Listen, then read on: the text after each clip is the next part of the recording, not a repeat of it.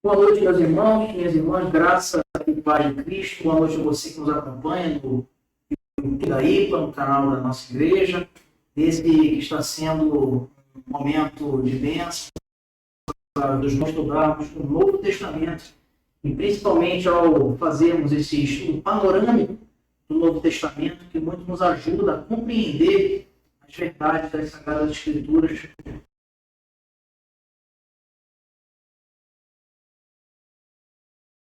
Menor tempo disponível para exaustivamente trabalhar nos detalhes de cada um desses livros, discutimos com mais compreensão esses dados importantes que vão te ajudar e vão nos ajudar a ter uma outra visão a respeito da palavra de Deus.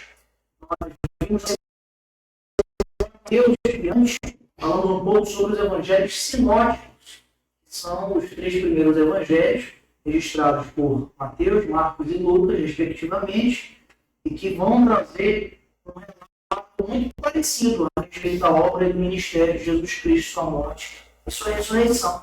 Entretanto, o Evangelho de João também tem muito a acrescentar nesse aprendizado, mas já foi escrito muito tempo depois desses 3 primeiros, por isso ele não é considerado um Evangelho sinótico. O que é sinótico? Falamos na semana passada, significa um evangelho escrito pela mesma ótica, por isso sinótica, daí do grego. Então nós vamos hoje nos deter ao evangelho segundo o relato de Marcos, que é a nossa lição de número 7. E como nós já acompanhamos aqui no início do estudo de hoje, nós vimos que o evangelho de Marcos ele é um evangelho muito interessante, principalmente porque ele vai logo direto ao ponto. Você vai ver hoje comigo, nessa noite, que o Evangelho de Marcos é um evangelho em ação.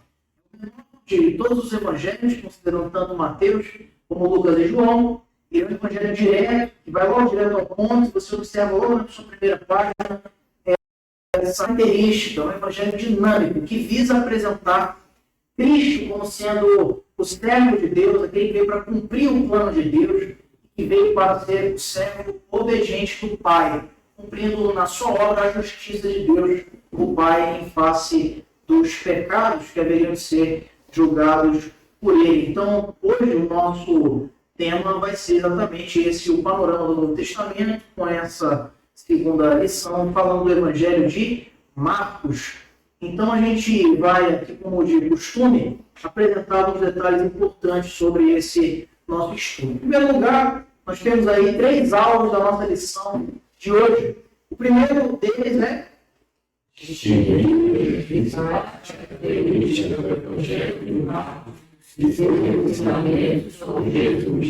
Então, como a gente viu na semana passada, cada um dos evangelhos tem a sua característica. Cada um dos evangelhos tem uma marca distintiva. E não seria diferente com o evangelho de Marcos. O objetivo primeiro é saber isso.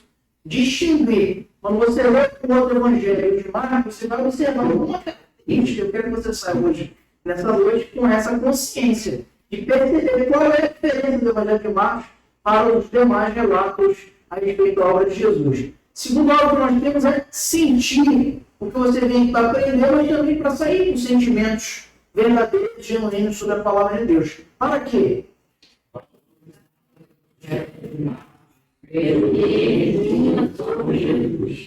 E depois de saber, aprendendo e também de sentir a experiência da fé, você também é desafiado à prática, de levar o que você aprende para a sua vida. Para quê? Agindo para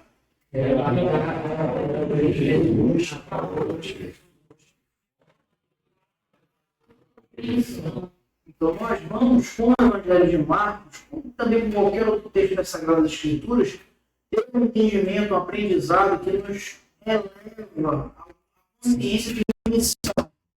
Não por acaso, o nosso planejamento já com os 3 missões na IPA, dialogarmos sobre esses evangelhos que tanto nos ensinam sobre o cumprimento da missão da igreja. Então, meus irmãos, em introdução, a gente destaca aqui que com 16 capítulos apenas, 661 versículos, Marcos é o menor livro entre os evangelhos. Ele seguramente é o evangelho mais curto, mais breve, mais sucinto, mais resumido, e nem por isso ele é lacônico. Ou seja, ele não deixa de dizer o que precisa dizer, mas ele fala rápido, ele fala direto, ele vai direto ao ponto. Provavelmente é o primeiro evangelho a ser escrito, segundo historiadores bíblicos, e usado como referência por Lucas e Mateus nos seus respectivos escritos. Então, possivelmente, meus irmãos, há uma alta probabilidade que isso tenha acontecido dessa forma. Mateus e Lucas escrevem os seus evangelhos depois de Marcos, tendo em suas mãos a fonte de Marcos. Ou seja, eles escreveram o evangelho acrescentando outros detalhes que Marcos, de repente, não teve por intenção de colocar no seu evangelho, e usando o Marcos como uma forma, uma base para escrever. É como se você fosse um pregador, elaborar uma mensagem, você está tomando um lado do texto bíblico e acrescentando detalhes, contextualizando a mensagem, como você já de costume tem aqui na IPA, na pessoa dos pregadores dessa igreja, não apenas do pastor, trazendo elementos, detalhes teológicos, coisas que vão enriquecer o sermão como um todo.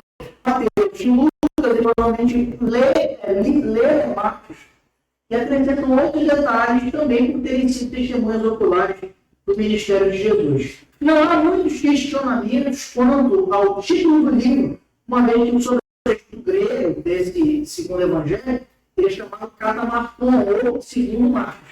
O evangelho segundo o relato de Marcos.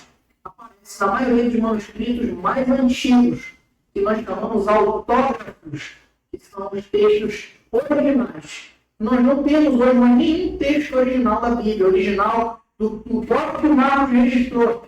Temos cópias muito antigas que trazem fidelidade quando comparadas umas com as outras, não havendo quase nenhuma alteração, não seja de vírgula ou de questões semânticas muito pequenas, né, que não comprometem a autoridade do texto. E nós observamos então, meus irmãos, que de maneira unânime, os pais da igreja, eles também reconheceram João como autor, embora o Evangelho, de modo geral, não identifique seus autores, né? Mas os manuscritos mais antigos, eles tinham essa concepção que os pais da igreja, ou seja, os cristãos de segunda geração, ainda bem no princípio da história da igreja, nos seus livros, nas suas cartas, reconhecem então Marcos como sendo legítimo autor deste evangelho, que é o segundo na ordem do cânon do Novo Testamento, mas não é o segundo na ordem cronológica. Como acabamos de dizer, o primeiro provavelmente foi escrito, o Evangelho de Marcos. Quando a gente olha panoramicamente para esse texto, meus irmãos, nós vamos nos deparar com algumas informações básicas de extrema importância. Primeiro, o Evangelho de Marcos ele integra um grupo dentro do Novo Testamento, assim como no Antigo Testamento, nós vimos aqui no nosso estudo panorâmico, ele tinha alguns grupos, alguém sabe me lembrar? Quais eram os grupos do Antigo Testamento que a gente viu aqui no primeiro semestre? É do Pentateuco, que são a Torá, são os 5 primeiros livros da Bíblia. Depois a gente tinha a seção dos livros históricos. Depois temos a seção dos livros e sapienciais. Aí englobando livro de Jó, livro de Salmos, livro de Provérbios, livro de Cantares, livro de Eclesiastes. E depois você vai ter a seção dos livros proféticos, agora sim, Lucas, dividindo-se esse último grupo do Antigo Testamento em dois, os profetas maiores e depois os profetas maiores. Então, no Novo Testamento, da mesma forma. O primeiro grupo que nós temos no Novo Testamento chama-se Evangelhos Sinóticos e Marcos. O segundo livro desse grupo de Evangelhos Sinóticos. O autor é João Marcos. Quem não vai lembrar dele, a gente vai ver lá na frente, ele é mencionado no livro de Atos, sendo um dos discípulos levados ali por Barnabé para a primeira viagem missionária de Paulo, juntamente com Barnabé.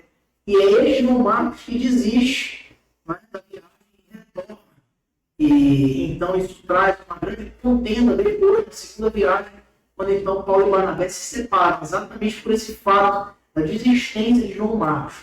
Mas lá na carta de Paulo a Timóteo, em Filemon, ele vai destacar, na segunda carta de Paulo a Timóteo, ele vai destacar a Timóteo, que leva a ele lá em Roma, onde ele estava preso no contexto da segunda carta de Timóteo, muito próximo já do seu martírio, ele diz: traga-me João Marcos, que ele tem sido útil. Então, depois, no final, já no seu ministério, Paulo ele reconhece a validade daquele que ele tinha desprezado, entre aspas, nesse contexto da segunda viagem missionária. Ensina muito sobre o tempo, é um excelente remédio nessa trajetória da vida cristã. A data escrita, muito provavelmente, do Evangelho de Marcos, em o ano 50 e 60 depois de Cristo. Vamos lembrar aqui que Jesus ele viveu quantos anos, meus irmãos? 33. 33. Então, possivelmente, a gente está aqui muito próximo ainda daquele cenário, tanto geográfico quanto histórico, do ministério de Jesus. Tendo em vista que você passou aqui no máximo de 33 para 50, quantos anos? Me ajudei na matemática? 17 anos. Então, não tem nem 2 décadas aqui, aqueles homens que os destinatários também do Evangelho de Marcos ainda lembram isso aqui com a sua memória muito vívida a respeito dos acontecimentos. Se não viram com os próprios olhos, mas ouviram falar com a grande fama que se espalhou do Messias de Nazaré, que havia sido crucificado também, ressurreto. Isso no local da escrita desse evangelho, o evangelho de Marcos. Alguns concordam que foi em Roma, outros vão dizer que foi em Antioquia da Síria, mas provavelmente foi em Roma. Tendo em vista alguns detalhes históricos relacionados à escrita do evangelho de Marcos. O alvo deles são gentios romanos. Enquanto Mateus escreveu para quem que a gente viu na semana passada? Judeus. Judeus crentes, que criam no Senhor Jesus, mas que eram de raiz, de família judaica. Então, Mateus escreve com o propósito de provar que Jesus era o Messias, o descendente do trono de Davi. Já Marcos ele não tem essa proposta. Por isso que ele não começa com genealogia o evangelho dele. Ele está escrevendo para gente simples, romanos gentios, que eram de outra descendência, muitas vezes creram no Senhor Jesus, mas tinham uma outra cultura, um outro olhar de mundo, extremamente influenciado pela grande capital do mundo antigo, ali no tempo do Novo Testamento, que era Roma. O versículo-chave está em Marcos, capítulo 10, capítulo na sua Bíblia, no verso número 45. Marcos, capítulo 10, verso número 45. Vamos ver todos juntos esse verso da palavra de Deus. Esse é o verso-chave do Evangelho de Marcos. Amém? Amém. Vamos ler? Não veio para ser servido, mas para servir e dar a sua vida em resgate por muitos. Então, aqui, observe, a gente nunca vai deixar um detalhe para trás para perceber, então, toda a completude do significado das palavras que ele coloca aqui. O próprio Filho do Homem, trazendo aqui o registro que Jesus disse: não veio para ser servido, mas para servir e dar a sua vida em resgate por muitos. Por que ele enfatiza aqui muitos e não por judeus? Porque ele está escrevendo para gentios romanos. Então, o interesse de Marcos é enfatizar o que Cristo disse também no contexto de uma salvação que extrapola os limites de Jerusalém, extrapola os limites do povo de Israel e transmite também a graça salvadora aos gentios. E a expressão servo é uma grande expressão-chave aqui do Evangelho de Marcos. Quando a gente olha para o esboço, meus irmãos,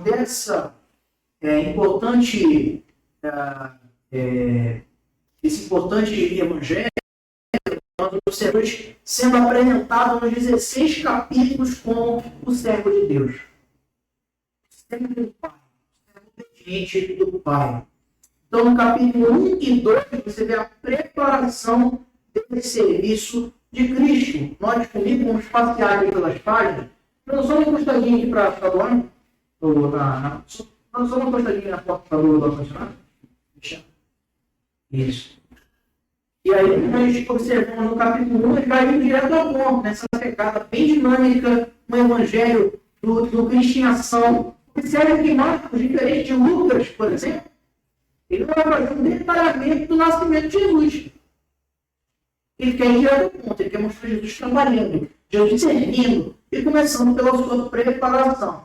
Você vê aí, então, o relato de João Batista, depois deste, que foi o último profeta, aí dando testemunho de Jesus. Você vê já o batismo de Jesus como um selo já de preparação e consagração do seu ministério que iria iniciar. Já a sua tentação, a sua volta para Galileia, chamada os discípulos, a cura de endemoniado em Cafarnaum, a cura da sogra de Pedro, outras curas, retirando-se ele para orar, ter comunhão com o Pai, curando o leproso, curando um paralítico de Cafarnaum, trazendo o chamado ao Mateus, chamado aqui de Levi, que era o nome judeu de Mateus, o cobrador de impostos, comendo com pecadores, ensinando sobre o jejum e também ensinando sobre o sábado. Mas aí isso não para aí. O certo por Jesus haveria de despertar e nesse evangelho em ação que vai acontecendo, que vai explicando, já transmitindo o ministério de Jesus dentro da vida real das pessoas, ele também vai enfrentar oposições.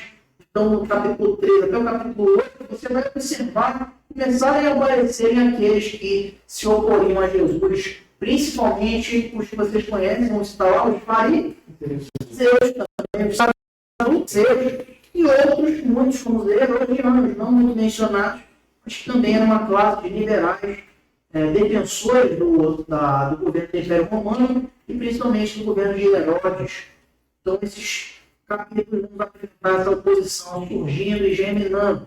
Também no capítulo 9 e 10, você vai observar Jesus próximo dos seus discípulos e principalmente instruindo a eles de como deveria ser o seu comportamento, ensinando sobre como se comportar, sobre quem era o maior no reino dos céus, ensinando sobre a tolerância, a caridade, sobre serem os discípulos do sal da terra, muito possivelmente depois ampliaram por Mateus, registrando outros detalhes que Marcos não registra, mas que foram objeto do Sermão do Monte, quando ele fala sobre essa característica do discípulo como sendo sal, como sendo também luz.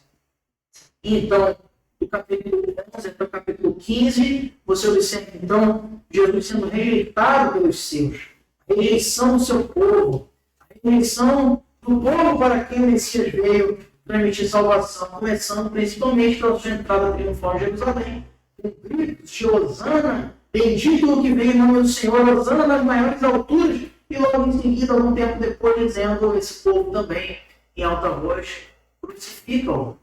O mesmo povo que o aclamou como rei, teve suas expectativas frustradas por ele não exercer um domínio militar que eles almejavam, e também não real, do ponto de vista terreno. Então, encontrando em Cristo o rei espiritual que ele prometeu que seria, dizendo várias vezes a eles que seu reino não era deste mundo, eles se desapontam e então o entregam para ser crucificado, muito também devido ao grande rebuliço gerado pela pregação de Jesus em todas as ruas empoeiradas da Judéia e de Jerusalém, com uma mensagem que trazia bastante choque para a casta religiosa de então, os fariseus, os saduceus, os sacerdotes e os magistrados, aqueles que exerciam alguma autoridade, não queriam e se sentiram ameaçados por Jesus. Pode falar, meu irmão. O prazo entre Hosana e crucifica-o foi 24 horas. Como eu disse, um pouquinho mais talvez, mas um tempo bem curto para uma mudança de opinião tão urgente, né? E a gente observa. Possivelmente foi mais de um dia. Mas você vê e observa essa preparação. Quando ele entra em Jerusalém, já começa o tempo. Ele já se prepara já para a cruz, se prepara já para o seu sacrifício, que era assim que devia ser, para cumprir o plano do Pai.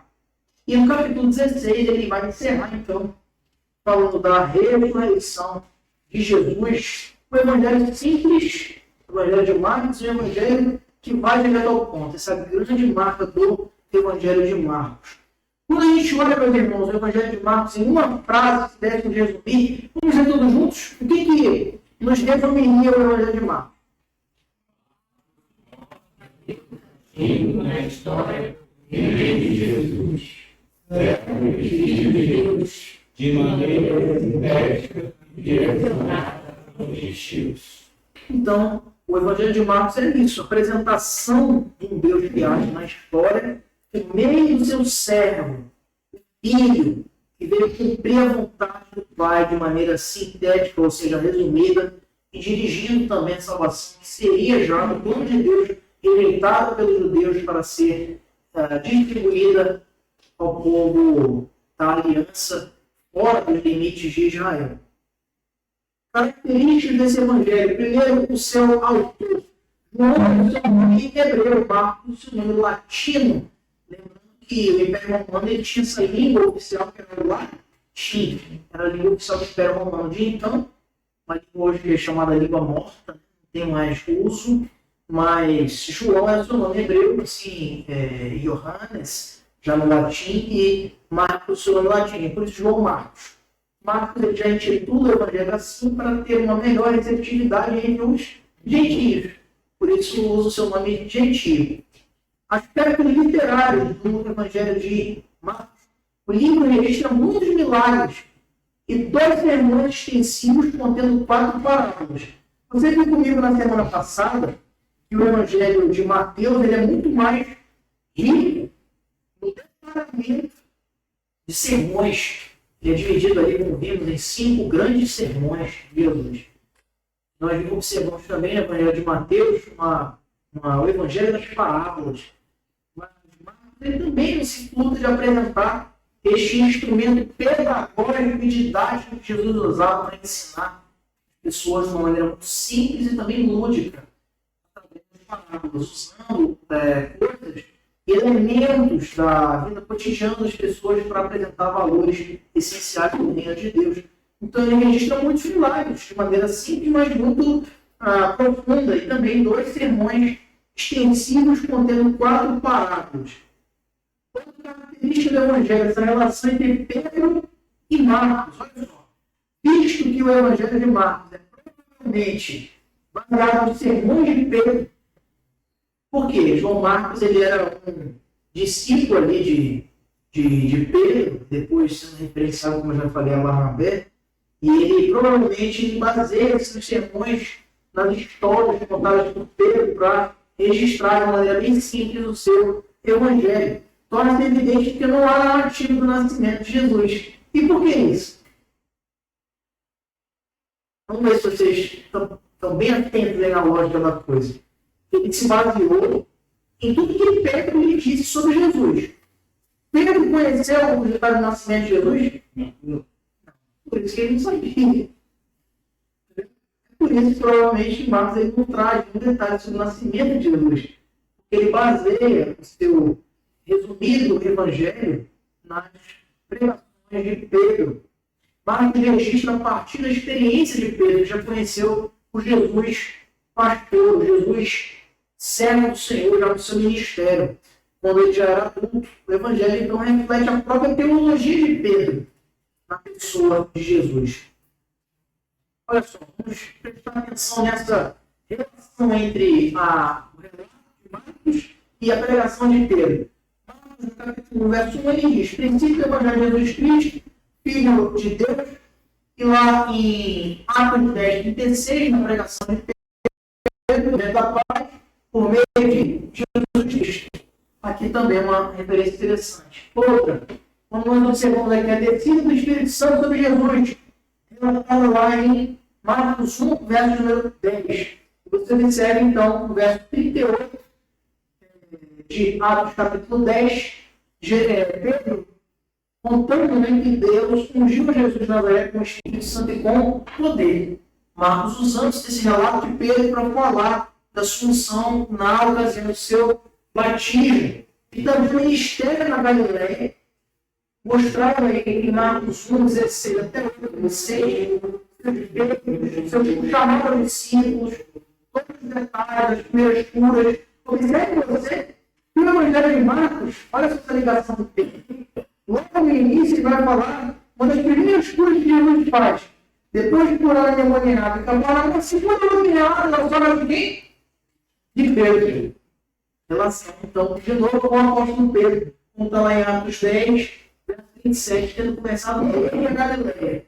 A pregação de Pedro aponta o ministério de Jesus começando na Galileia, nos gentios. Ligação de novo com os destinatários do Evangelho. Os gentios, aqueles que foram alvo, embora não fosse o principal, mas foram alvo verdadeiro, do plano eterno de Deus para salvar gente de toda tribo, povo, língua e nação. Então você observa essa outra ligação também interessante com a pregação de Pedro em Atos 10, 37, quando também relata esse princípio do ministério de Jesus pela Galileia. Depois, Marcos vai apresentar muitas curas e expulsões de demônios, enquanto em Atos 10, 38, Pedro vai dizer que andou por toda parte, fazendo bem, curando a todos os oprimidos do diabo, porque Deus era com ele. Referência de novo a essas opressões malignas. Também no capítulo 11 a 14, eu acho que não lembro, de Marcos, você vê o ministério de Jesus em Jerusalém, também relatado, lembrado aqui pelo evangelista Marcos. Enquanto que no verso 39 de Atos 10, com a pregação de Pedro, nós vemos ele registrando: nós somos testemunhas de tudo que ele fez na terra dos judeus e em Jerusalém. A morte de Cristo, relatada no capítulo 15 de Marcos, também é lembrada em Atos 10, 39, quando Pedro diz: ao qual também tiraram a vida, quebrando o nome. Ele usa, então, consultando alguns detalhes de toda certeza, Pedro, que, embora tenha negado Jesus 3 vezes, já conhece a história, ele também ali vai ter essa lembrança muito árida na sua mente de como se deu a crucificação de Jesus. Interessante que, embora Marcos ele se baseie em Pedro, ele não se furta de, inclusive, registrar no Evangelho que Pedro é avisado da negação. Você vê como a palavra de Deus é perfeita. Ah, não, se pela vontade, quer dizer que Marcos foi lá e pegou só as coisas boas de Pedro. Negativo. Está aqui também. A queda dele está aqui também. Por isso é Bíblia, por isso é inspirada, por isso é inerrante. Você observa, então, em Cristo, no capítulo 16 e 6 de Marcos, também registrado no versículo 40 de Atos 10, na pregação de Pedro, quando ele diz: a ele ressuscitou Deus no terceiro dia. Outra característica, meus irmãos, desse evangelho são os seus destinatários. Os destinatários do evangelho de Marcos são gentios, possivelmente romanos, como a gente viu no início, e temos então explicações de alguns costumes judaicos, lá em Marcos 7:3, e explicações de palavras judaicas, como está em Marcos 3:17, Marcos 5:41, 7, 11 e 34. Por que Marcos estava fazendo questão de fazer essas explicações, explicar as festas? Porque os seus destinatários não são judeus. Mateus não tem essa preocupação, para quem ele vai escrever, já sabe o que é o Shabá, já sabe o que é a Páscoa, já sabe o que é a festa dos tabernáculos, já sabe o que significa o Messias, mas os gentios não. Então ele usa de várias explicações. Vamos ver esses textos? Marcos 7, verso número 3. Veja aí na sua Bíblia. Marcos, capítulo 7, verso número 3. Diz o quê? Pois os fariseus e todos os judeus, observando a tradição dos anciãos, não comem sem lavar cuidadosamente as mãos. E o verso 4. Quando voltam da praça, não comem sem se aspergirem, e há muitas outras coisas que receberam para observar, copos, jarros e vasos de metal e campos. Então, explicando aqui para o gentil por que eles se lavavam o tempo todo, por causa da tradição dos anciãos. Marcos capítulo 3, verso 17. Olha o que ele diz. Quem acabou de ler? Tiago, filho de Zebedeu, e João, seu irmão, aos quais deu o nome de Boanerges, que quer dizer filhos do trovão. Boanerges aqui é uma expressão judaica que Jesus usa aqui para falar do ânimo, né, bem voraz, né, dos irmãos aí, Tiago e João, filhos de Zebedeu, filhos do trovão. E ele explica o que é, para que o gentio entenda o que significava Boanerges. Também lá em Marcos 5:41, quem achar pode ler. Tomando pela mão, disse Talita, e qualquer dizer, menino, eu te mando, ei. Então, a clássico texto aí da ressurreição da filha de Jairo, o chefe da sinagoga de Cafarnaum. E Jesus, ele diz para ela em hebraico, né? Tá comigo. O que quer dizer? Aí Marcos explica. Como se fosse uma preocupação de Marcos em se fazer entendido. Então ele usa essa expressão para explicar. Isso significa, menina, eu te mando, levanta-te.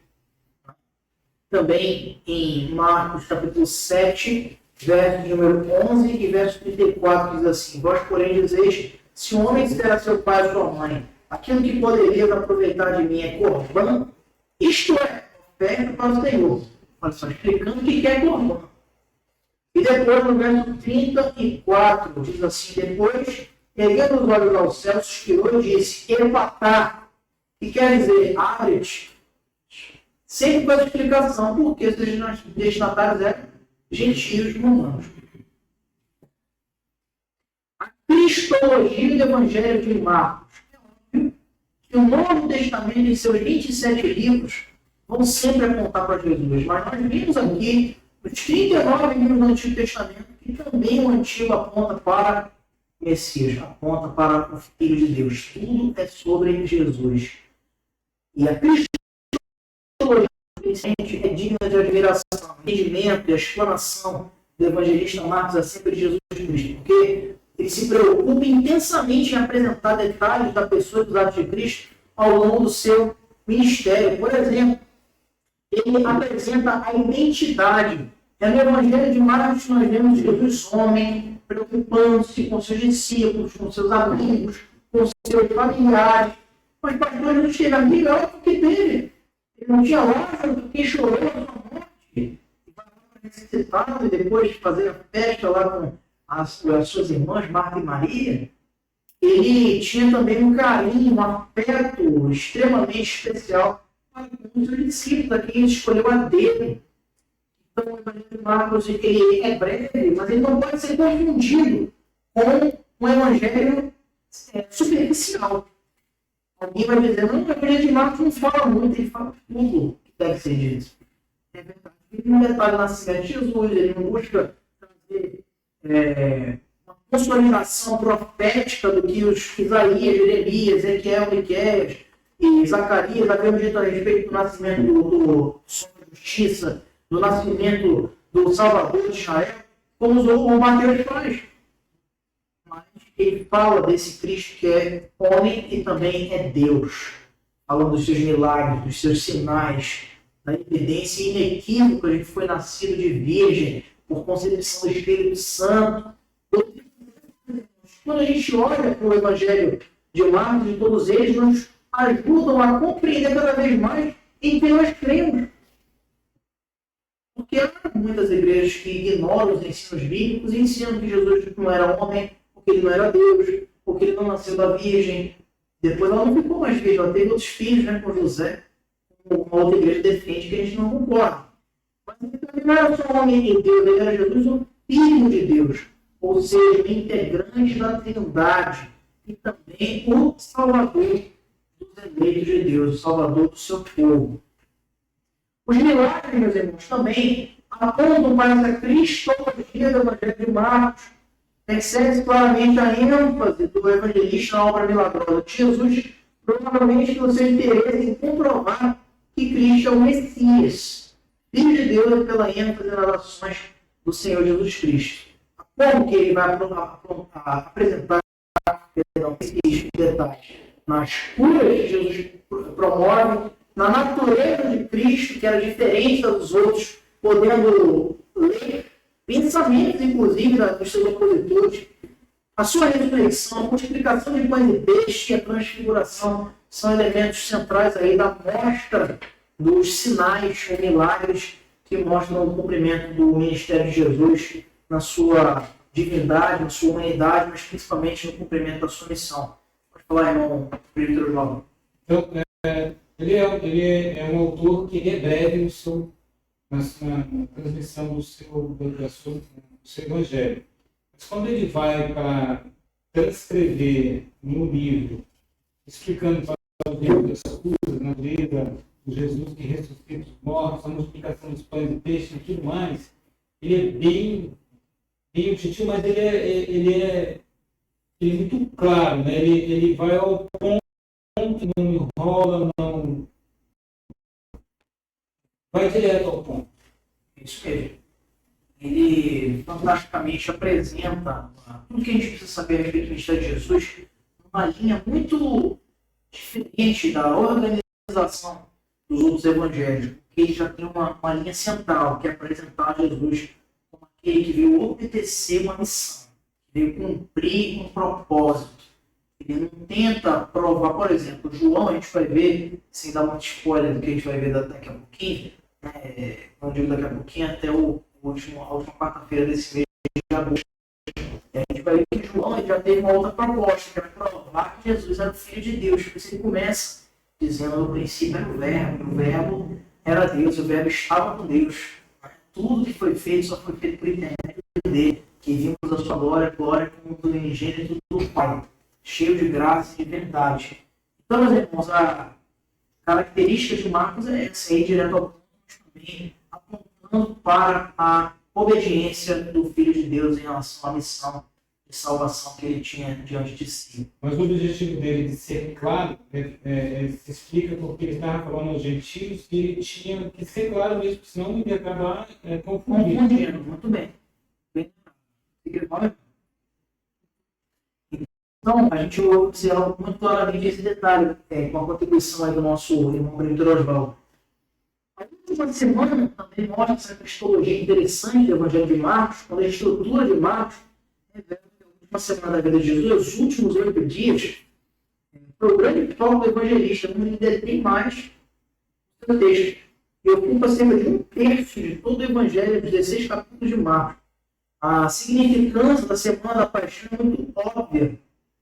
Então, a gente observa isso aqui como também uma característica, um detalhe interessante. Outra coisa, meus irmãos, mais na prática.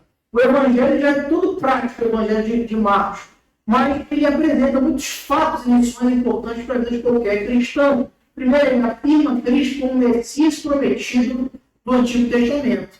Embora não como Mateus o faz, mas no capítulo 1, versos 2 a 6, veja comigo, ele vai transmitindo essa concepção de que ele é, sim, o Messias prometido.